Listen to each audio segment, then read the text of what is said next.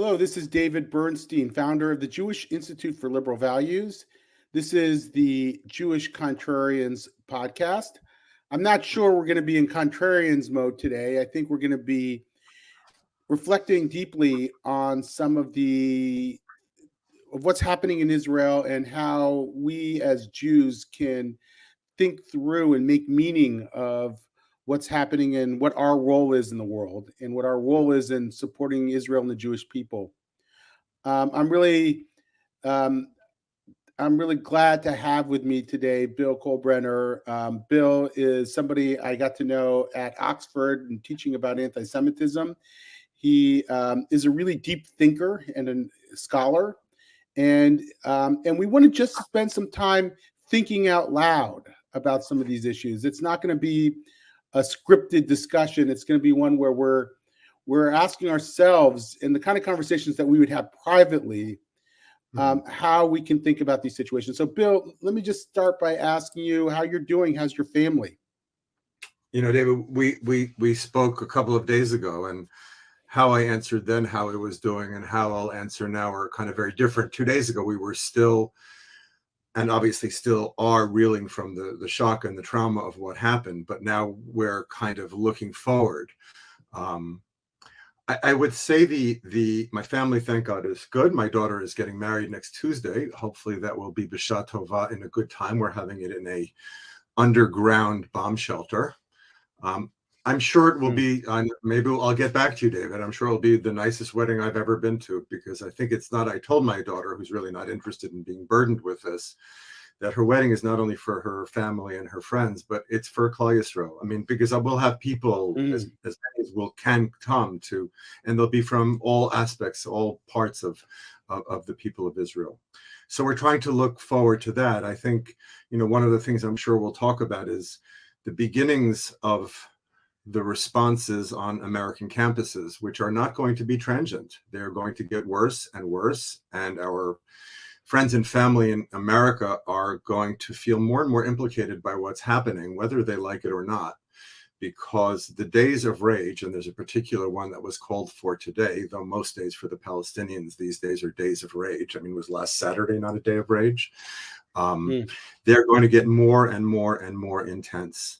I think we're feeling very much right now that this country is so unified. I think the Gantz's entrance into the government has maybe lowered the temperature a degree or two. The idea that there's an adult in the room, but we're unified, but it's really tense. I think I was saying to you earlier that even though there's tremendous unity, most of the people in my WhatsApp group, including my closest friends and family, are all archived because everybody is just really on edge. I think I was just watching Israeli television, and there was a WhatsApp message from an unknown Jordanian sender that said, "We're going to attack you again, by air, by sea, by land." So, I live in a building in Jerusalem, and the woman who is in charge of the community organization, such as it is, of the building, is now deciding to issue keys to the front door, to the whole building. That's never the case in Israel, ever, right? Like a buzzer. Right. It's a buzzer maybe to get into your house. So I think that's hysteria, but that's just the level of fear and focus. And also, I would say one more thing about things here is that I have an office downtown, and the commercial district of Jerusalem is completely dead. And that's not because people are afraid to shop. That may be part of it, but it's largely because everybody's on the front. There's nobody, there's no staffing for these stores. Life has come to a really halt here. And it really, I mean, you can go to the pharmacy, you can go to the supermarket, you can go to the doctor, but there's not a lot of other stuff open. On my Walt application, the food delivery service in Jerusalem, they usually list hundreds, thousands of restaurants you can order from in Israel. They're all closed. No staffing. Yeah, so your Uber Eats is a very limited menu right now. That is right, David. So I wasn't going to start here, but you mentioned what's happening on campus, and I think that has actually started to radicalize a lot of American Jews. And I don't know, it could even be a turning point in sort of the larger society. One person sort of put out this glib tweet saying that maybe it takes the Jews to be angry, so angry at the universities for their complicity in this current ideological scourge that that we'll finally see some shift in public attitudes and in the roles of universities. Remains to be seen. I got this fascinating email from a guy who's been one of my chief protagonists in the Jewish community. He's a Jewish leftist. This came this morning. Hope you are doing okay. It's clear that there is a revanchist left in North America that is allying with Hamas. The firestorm of hatred is raging. Hamas is a death cult. Sad to say you were right. Thanks for engaging with me. It helped me find moral clarity. And by the way, I am not going to gloat about anything here. The more people who sort of understand the problem is deeper seated than they did before, all I can say is welcome aboard. I'm glad we're able to think this through together and act together. I think that's just so important, really, because there's a tremendous temptation to say we told you so. And for me, as an Israeli, commenting on the political situation here for months and months and months, the temptation is very, very, very strong. But what we have to do right now is really welcome these people back, non-Jews, especially Jews. And I think that's what you said earlier. October 7th is the most significant date in Jewish history since the Six-Day War. The memories and the pictures remind us of Baba Yar and of the Nazi death camps. But in terms of the significance of things, as you're saying, David, whatever happens in America, nothing will be the same here. Nothing will be the same here, because we have this sense, which other people don't yet get in America. You have these tweets and people are talking about moral ambiguity and complexity and seeing both sides and humanitarians and how could you and what about this? And to them, we say we're much too busy for that right now, because there's a leopard that's coming at our throats and we're not inviting him for tea. So we feel really very, very much the urgency and being on the inside. And I would urge your listeners, the way to feel support for Israel is to join Israel. It sounds like a kind of paradox, of course. Once you're part of the inside, and you all are part of the inside, and you're volunteering and you're sending money and you're inviting people like you and me to college campuses, you're part of it. So I think that's very much what we're doing. Yeah, I hear you.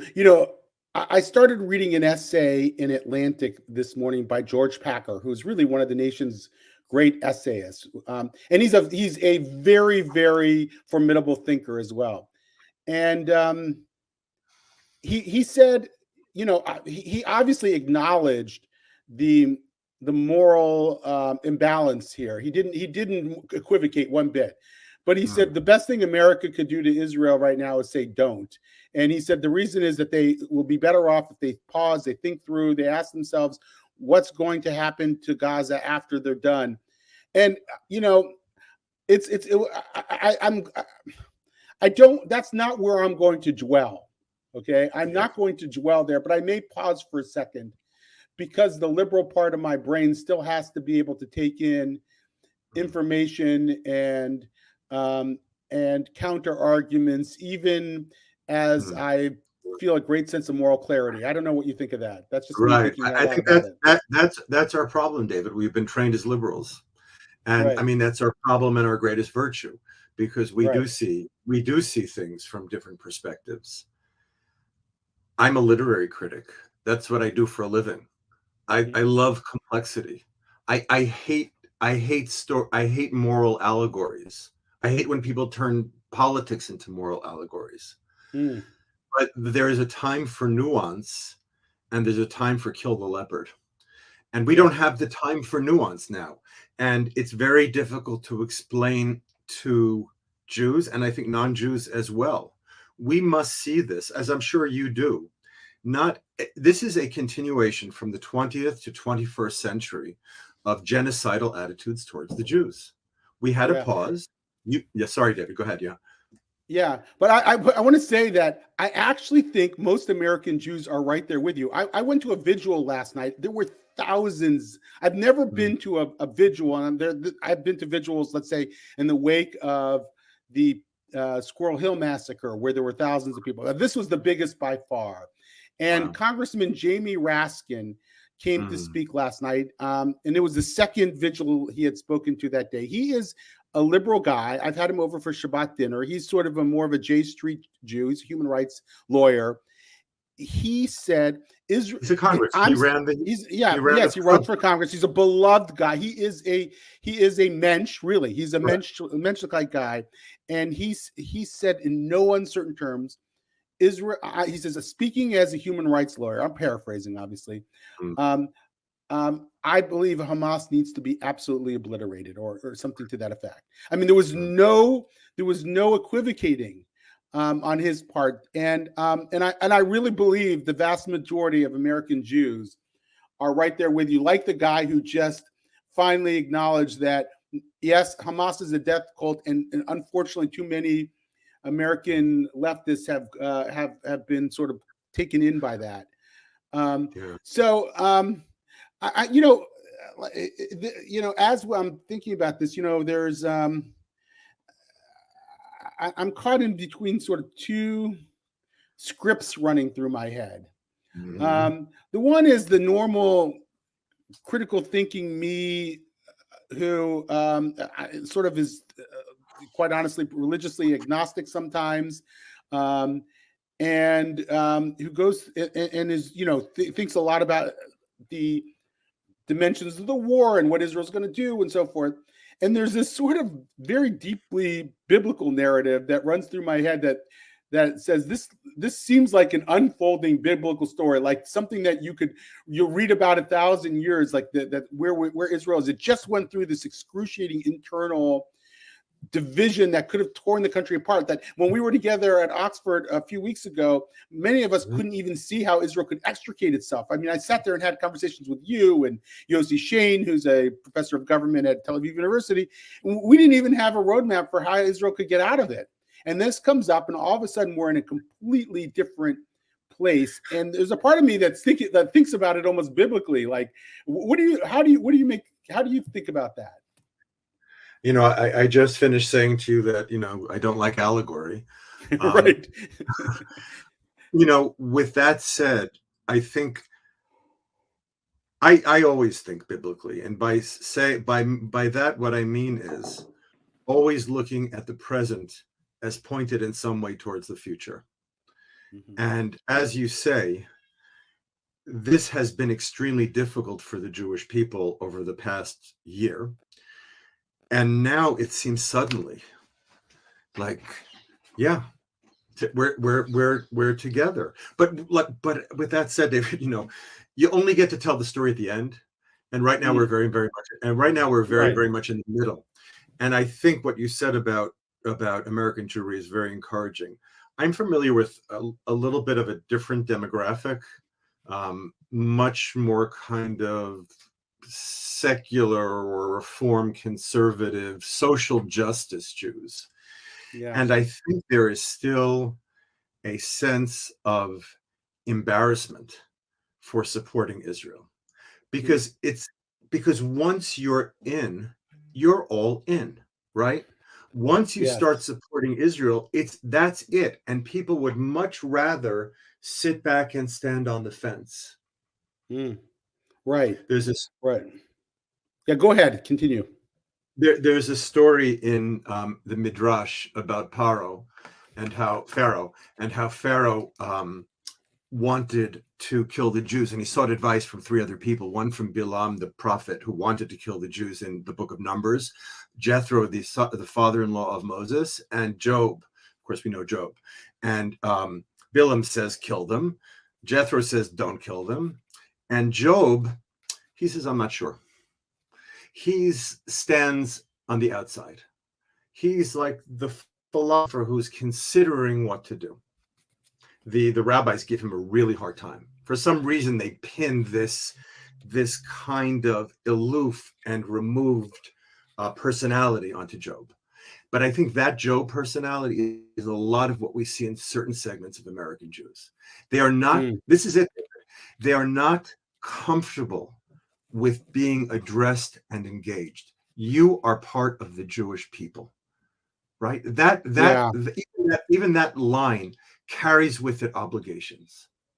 And they don't want those obligations because it may make them feel other in some ways, and other in a way that they're uncomfortable with, because they want to be so deeply in sync with the liberal milieu in their communities and so forth. But it's interesting. It's one of those moments that might actually force some of them. I see a lot of the Facebook posts from people who have been arguably in that camp, who have the little Israeli flag at the bottom of their name. Maybe we've created a new permission structure for them. Maybe the blue and white capitals at the Opera House in Sydney and the Eiffel Tower. And I even saw in Johannesburg, South Africa, with one of the big buildings in the town was lit up in blue and white with an Israeli flag on it. Maybe that will change that dynamic in ways that are inexplicable but powerful for people. I don't know. And not for everybody, by the way. There's a lot of Jews at the New York Times. David, I would just say, listen, we haven't known each other that long, but last year I didn't talk like this. In a way, I am part of that, is that I have granted myself permission. I have granted myself permission to actually feel part of something. It's the hardest thing for a literary critic to do, because literary critics, that's where they always stand outside. Right. But I want to ask you something now, David. Turning the tables, as it were. You talk a lot about, I know when we talk about racism or anti-Semitism, you like to talk about systemic reasons for these things. And I'm wondering, and this would be a very unpopular conversation really to have now, how much is what's happening in the Gaza Strip, how much is that a systemic problem? I mean, meaning how much of the culture of the Gaza Strip is infected by this? Now, everybody will say online, oh, we hate Hamas, we hate Hamas. There was a pizza restaurant in the territories which used a picture of a kidnapped grandmother to sell pizzas, right? This is not in the Gaza Strip, not in the Gaza Strip, right? Right outside Jerusalem. These are the friendly Arabs. These are the Arabs we go to fix our cars or get cheap stuff, right? But they're putting up pizza and selling pizza on the basis of a kidnapped grandmother. Right? Is this just like one rabbit?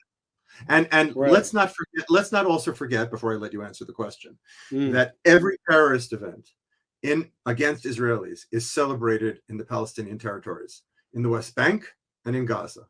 There are young people standing outside with sweets and people celebrating. There is a direct relationship between what's happening there and what's happening on Columbia, Stanford, UCLA, University of Michigan, and University of Wisconsin campuses. So back to you. Tell me about the systemic analysis of this. Yeah. Well, I think, there are cultures of hate, and it doesn't implicate everybody in the culture. So there may be, and I'm positive there are, and I've actually heard some of them, people in Gaza who were horrified by what happened to Israelis, but if I don't know what percentage of society that is. What I have no doubt is what you're saying is true, that there is a very popular support for what Hamas did. And I understand, it's very hard to make distinctions here and how we think about it. Everybody in the West wants to say that Hamas did this, but not the Palestinian people, not Gazans, not ordinary Gazans. There are 2 million ordinary innocent Gazans. And, yes, if you didn't go and hand glide into the city, you're innocent in some ways. You didn't commit an act of murder against people, but there's much more popular complicity, I think, than people want to admit on CNN. It doesn't mean we shouldn't make distinctions between non-combatants and combatants in this, in the way that Israel prosecutes the war, and I'm sure that they are. I know that they are. But we should not fool ourselves thinking that but we should not fool ourselves in thinking that the larger population isn't largely cheering this on.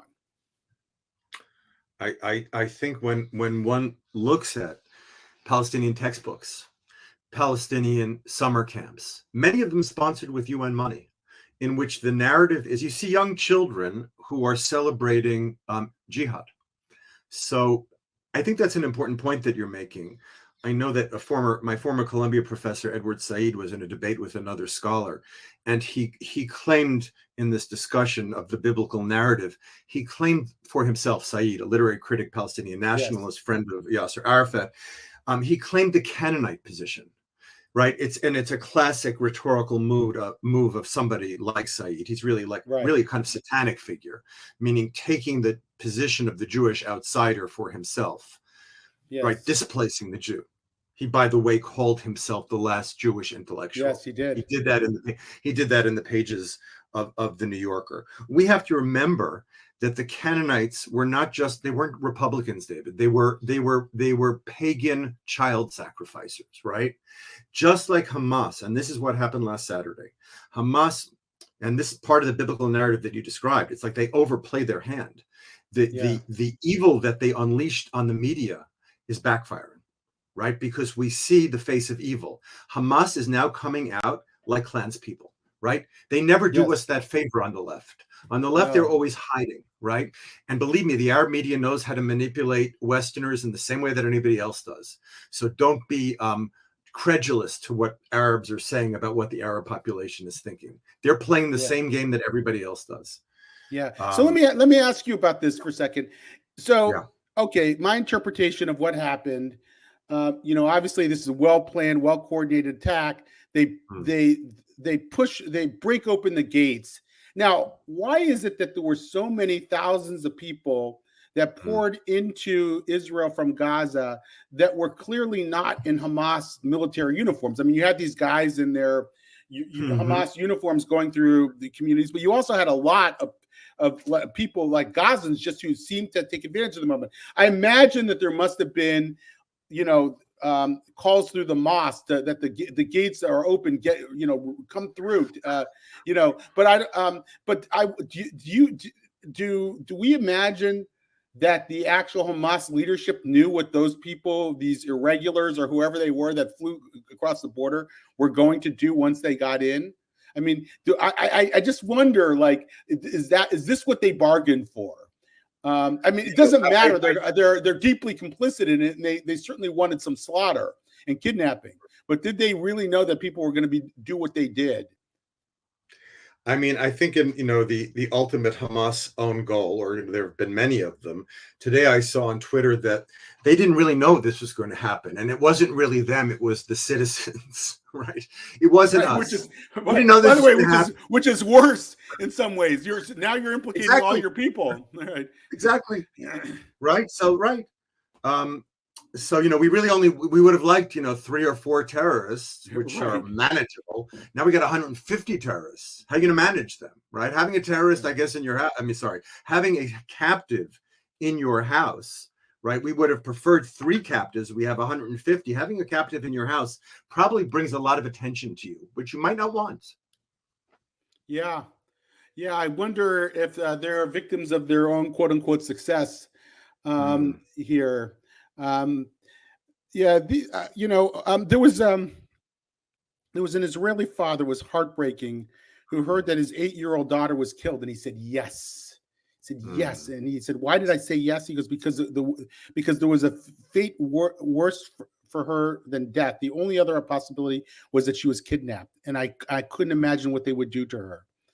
And that in and of itself makes me think that, even if Hamas didn't specifically call for all those the forms of brutality, what we know will befall those people and what has befallen them is enough evidence that this is this is Hamas and this is ISIS, and we have to treat it accordingly.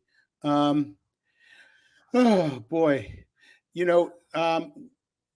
I'm wondering how you think Israeli society is going to sort of evolve through this. You said that we're in the beginning of this narrative. By the way, I really liked the use of the term midrash, because I feel like maybe there's a midrashic part of my brain more than maybe a biblical part of my brain. That story is being written, and I'm wondering where you think that's going to go. I mean, I don't know if it's even possible to project forward, but after going through these very contrasting crises, one internal and now one external, what is Israel going to be like? I'm talking about in 3 months, maybe 6 months, maybe a year, 2 years. What do you think this is going to do to the Israeli society? I was sitting on the train coming home yesterday. My house is near the Har Herzl cemetery. I'll just begin with the ending. And of course, there was a funeral going on, because there's always a funeral going on. But I was sitting on the train with this guy. We started talking. He is a former chassid, right? And he's now completely secular. And I mean, I get along with everybody, but it seemed like a kind of really representative conversation, that we were so different, and we were like agreeing on everything, not only politics, but metaphysics, everything, right? Right. And he said to me, like, this country's finished. It's changed. It's changed for 10 years. Changed. I have a friend in America, a policy person, who sent me something about the 3-state solution. Do you think this is a viable thing right now? Are you insane? We're going to give them statehood now. Is that on the table for the next 10 years? I think that's what I think that was what my new friend was saying. It's not on the table. What's going to happen? I don't know. Listen, David, it's really day to day here. People wake up. We don't wake up in fear. We wake up with courage. But by the end of the day, we're beat up. Yeah. There's a Tom Friedman narrative that, and others have been sort of repeating it, that, that Israel preferred Hamas over the Palestinian Authority because they'd have to deal with Hamas, the Palestinian Authority, in a way that might push them toward 2 states or towards political compromises that they didn't want to have to make. That's the sort of narrative. And I want them to ask them something. You're that confident that a Palestinian Authority-led West Bank state wouldn't succumb to Hamas just like the Gaza one did, and we wouldn't end up with the exact same problem in the West Bank? Years ago, the political analyst, Middle East analyst David Makovsky said, Israelis read the book in Gaza. They don't want to see the movie in the West Bank. And I have to say, like, I can't imagine anybody saying, "Oh, we want to we want to empower the population there politically to potentially come after us like we just had." I mean, so some of this is a bit, it sounds a bit silly right now. Maybe there'll be a huge tectonic shift in the Arab world that we can't anticipate right now, that, like we got with the Abraham Accords. Who knows? That will change the dynamics in unforeseeable ways. But right now, as you said, it's got to be day to day. Yeah. Listen, David, you're the political analyst. You have much more insight into the long-term story, or what it might look like. I mean, we are very much, again, this goes back to really what we started with. We're not in the place of speculation. We're in the place of, do our kids, local, a couple of nights ago, we were told by the Homefront Command to get a flashlight and batteries and cash. And, we felt like we were in a Mad Max movie, and everybody running to the supermarkets. And supermarkets, just because Israelis panic about food, are pretty much empty now. But that command, like, that's our world right now.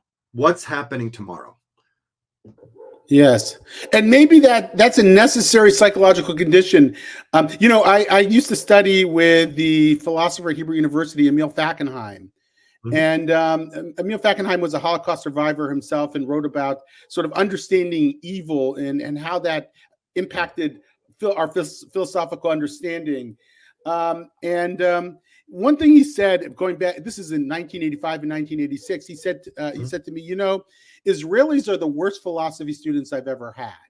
And he said, I get some American students like you and German students who are really have a great philosophical minds, but not Israelis. They're good engineers. They're good everything. I think that changed. I think Israelis actually right now there are a lot of great philosophical minds in Israel, because Israel became a different kind of state. It was no longer concerned with its immediate survival and well-being and building bridges and, and a strong army and everything else. This is still 85, 86. People were still walking around with those flat sandals, Nimrod sandals in 1985, 86.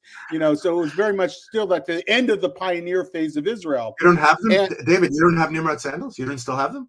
I don't know where they are anymore, but I wore them. That's the first thing I bought when I got to Israel in 1985, 86, when I was 18 years old, was my pair of Nimrods. And so I'm sort of struck that maybe Israel is going back into that mode, needs to for a while, needs to go back in that mode. We have to survive right now. It's not a time for abstract thoughts. It's not a time to do what George Packer said in that essay at Atlantic, to step back and ask ourselves, you just, at some point, you just have to defeat an implacable enemy. And this is that moment. And we'll go back and ask philosophical questions later. And we will deal with the question of what happens after Hamas is out of Gaza, but not now. When I was in graduate school, this is in the mid 80s, when the current woke atmosphere was being created. And we were very worried at the time. And I was also about, how can you talk about good and evil? Of course, good and evil is a construct. And the only people who believe in such things are foundationalists or essentialists. That was the worst thing you could call anybody in the 80s, right? But the biblical tradition, which you referred to before, and really starts with David in Psalms, we don't use terms like good and evil sometimes, but there are predators and there are people who are interested in continuing the story. That's a good way to think. When the predator is coming at me, we don't need to read Kant. When he's got a sword in his hand, we don't need philosophy to say we have to fight back. Right. So that's what and we are, and David, we are the people of the book. And what that means, and I'll go back to what you said, is using midrash as a kind of personal trope. We are not prophets, but we are people who live in the present, and our lives are really a form of commentary on the traditions that we've inherited. That's who we are. And the reason we are that is because we believe the story continues. We believe the story continues. I said I went to that funeral last night. And one of the things you see there is the determination of Jewish mourning. Jews know how to mourn. We recognize death. We recognize pain. We recognize suffering, but we don't dwell there. We go forward. And the determination is the belief that we're in a story that matters, and that all of our stories are stories that matter within that big story. And we're really asking, this is a different version of what we talked about meaning making. We're asking people now to come and be part of that story. It's your story also. That's what we need to tell the progressives. This is your story. The liberal West, and we'll talk about this another time, comes from the Jewish tradition. The rabbis of the Talmud were not fundamentalists. They were never in power. So our whole body of Western civilization, the biblical part, goodness, truth, justice, peace, also goes along with political society, which is tolerate others, hear the voice of others. That's what Jews do. That's how we're like to the nations. We hear the voices of others within our own community, and we encourage other people to hear our voices and to be part of our story. There's no other story. The biblical story is the only one in the West. Muslims, Christians, Jews. That's the only story. If we take it apart, we're finished, because then all you have is the sword. We have to keep the book open. Yeah. One of the Jewish Community Relations Council of Greater Washington, where I started my career there years ago, issued a joint statement yesterday with the ADL, and the statement basically excoriated, that might not actually be a strong enough word to describe what they did, the Montgomery County school superintendent for not issuing a statement, or issuing then later a mealy mouth statement. I mean, excoriated them. They said, what is the use of the Holocaust education and the cultural competency education you've been providing, if not now? And I have to say, I was pleasantly taken aback by it. I know the people who wrote that very well. They're longtime friends. And it just makes me think that there's a new politics potentially in the works. One that I've been working on an article for a while saying that Jews need to understand the level of threat to them and start to behave differently, to be aggressive when in talking to people who really let us down in that way. This is a time to use your chits, guys, and they used it in this way. And I'm thinking maybe this is like just like the 6-Day War was sort of a turning point for American Jewish politics. It got many Jews to understand that they had political power and they could use it. Maybe this is another 6-Day War chapter for American Jews, where they've rediscovered their political voice and are able to project power in a way that advances their interests. Should be interesting. I think I agree with you, and I think what we have to do is find a way of getting them back into. Finding a way to get them back into the conversation. Yes, that's our job, right? As we can't expect it to happen on its own, because it's not 1967. We don't have the same languages available to us that were available then, right? We have to incorporate in some way that other voice in your head, the skeptical voice. We never lose that. We never lose that, even as we are acting with faith in a single direction. We always have that critical perspective. I think that's another thing that Jews have to teach the world. Just because you're skeptical doesn't mean you can't believe in something. Right.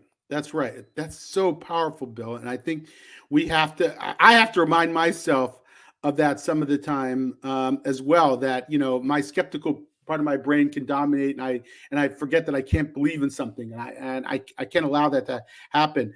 Just one last thing, and I think we'll call it a day.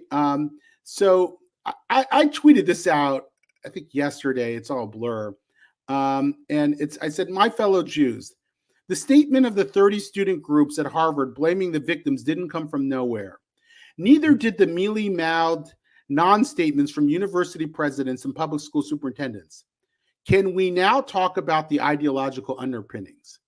Now, it got a lot of retweets and likes and everything else, and a lot of views, and I've been thinking about it, like what, and maybe you have some thoughts on this. Like I want to welcome people in the conversation without gloating. Welcome people and say, look, when I started talking about the threat of wokeism, some people in my part of the Jewish world experienced that as a betrayal of a progressive who had been with them, or somebody who'd been in their ranks and betrayed them. And I thought I was giving a warning to them. I thought I was saying, maybe I'm seeing something you're not seeing. At least be open to that possibility. And now this happens, and probably many of them, even if they won't admit it, like that one email that I got from that protagonist did. I don't know how to manage that and myself, and I want to say thank you. Come aboard. Let's think this through. But I don't want to do it and sound like I told you so. I told you so, and sound like an idiot in the process. I noticed that a lot of the most thoughtful people within the gay rights movement did that when people started finally sort of joining them in the enterprise and understanding, like when they heard that their own kids can't come out, they said, welcome. Like, welcome to our movement. And I want to have that posture, but I don't know how to do it exactly. Well, David, you and I are going to have to think about that, because there's still, whatever admission there still is resistance. And the reason there is resistance is because their understanding of Judaism and Zionism, both of them together, is through the lens of a progressive perspective that actually takes the right-wing perspective at their word. The only thing that the right and left agree upon is this very simplistic version of what Judaism is and Zionism is. They both thrive on that. Mm-hmm. And that's why meaning makers, as we are, you and I have to go out and fill in the space that the extremes have taken. Yeah. Well, that's a good place to end. Bill, Shabbat Shalom. Have a good Shabbat Shalom. Shabbat Shalom. Shabbat Shalom to all of you as well. Thank you.